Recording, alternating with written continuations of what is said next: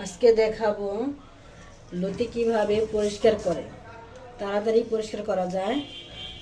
এই তো দেখুন কত সুন্দর, মাশাআল্লাহ, তাড়াতাড়ি হয়ে যাবে। একটু ঝামা লাগবে, এই তারের সোবা দিয়ে তাড়াতাড়ি পরিষ্কার করা যায়। এই দেখুন সবগুলো আমি করে নেব।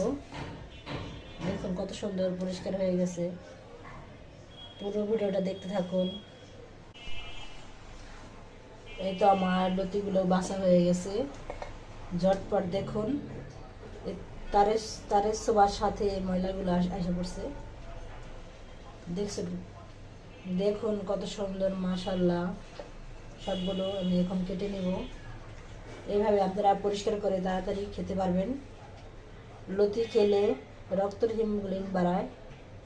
এভাবে ঝটপট কেটে নেবেন, এটা দিয়ে তাড়াতাড়ি হবে। ভিডিওটা ভালো লাগলে লাইক, কমেন্ট, সাবস্ক্রাইব করবেন।